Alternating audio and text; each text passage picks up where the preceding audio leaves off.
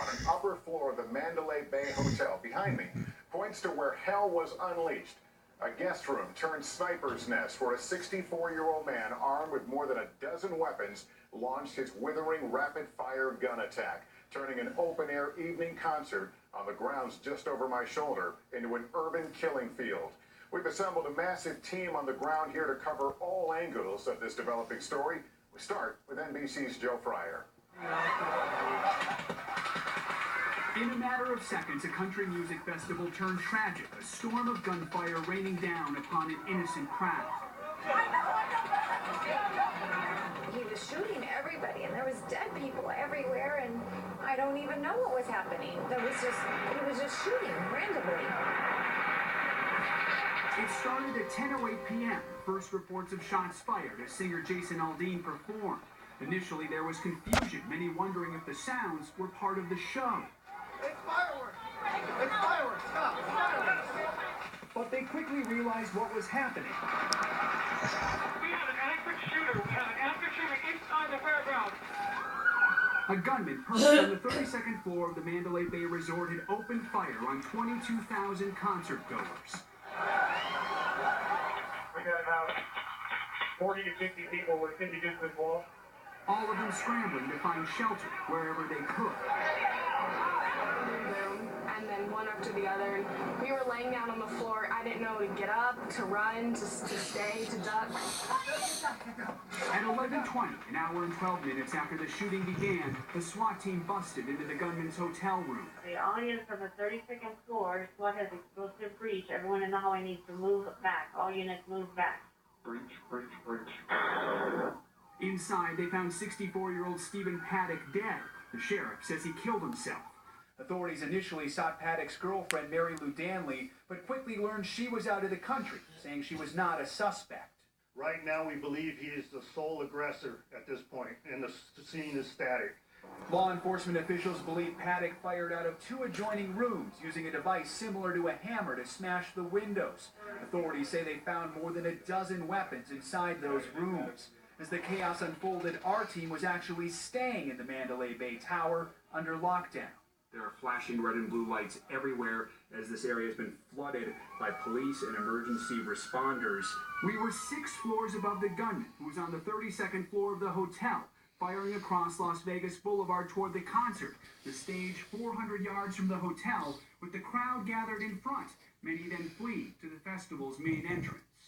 It was very scary at the time, and then I got my wife up. As I got her up, 2 guys came running by that were carrying a girl or somebody that was all bloody, and it looked like they'd been shot. In the end, a massive loss of life and hundreds injured in the worst mass shooting in modern American history. During that lockdown, our team was told to stay inside of our rooms for a total of 10 hours before we got the all clear. In that time, on 2 occasions, looking through the peephole, we could see police going down the hallway, one of those times with guns drawn. Then, Lester, on a 3rd occasion, police returned, knocking on all of the doors to check and make sure that all of the guests were okay. All right, Joe, thank you. Meantime, police and federal agents are digging into the gunman's recent past, trying to figure out what set him off. What could possibly have led him to carry out such an atrocity?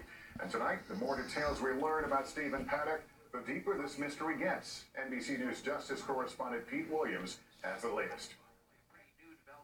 And this, we understand, is the house that was owned by Paddock. Less than an hour after the shooting stopped, They do have a large crew out here with police and federal agents descended on the home of Stephen Paddock in Mesquite, Nevada, about 80 miles northeast of Las Vegas. A search turned up 19 more guns, ammunition, and explosives, but no clues about what drove him to commit mass murder. He lived there with his girlfriend, Mary Lou Danley. We, the Mesquite Police Department, have not had any contacts with these people in the past. We haven't had any traffic stops, we haven't had any law enforcement contacts, no arrests or nothing.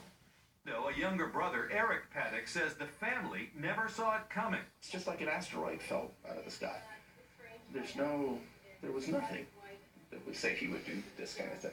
And there's no affiliations, there's no church, there's no religion, there's no politics, there's no anything. He says Paddock recently texted to ask how his 90-year-old mother was doing after Hurricane Irma, and texted again about attending a family wedding.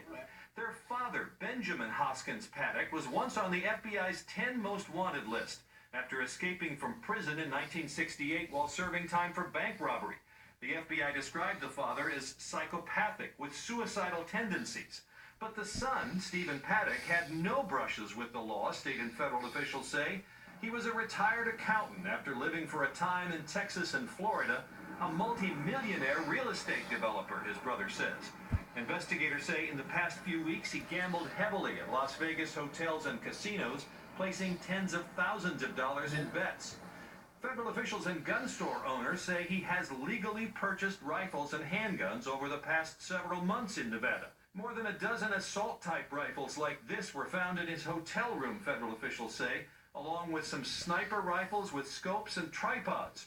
But they haven't yet determined what made them automatic, capable of shooting continuously and rapidly, whether they were bought illegally that way or later modified. Police say he checked into the Mandalay Bay Hotel last Thursday and brought in all the guns and ammunition himself, along with his luggage, keeping it hidden from the housekeeping staff.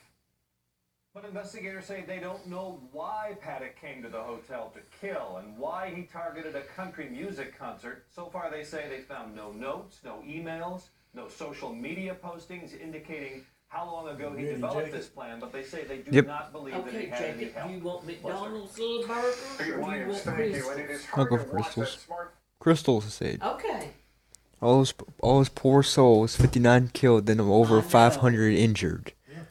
They were all innocent. Innocent people.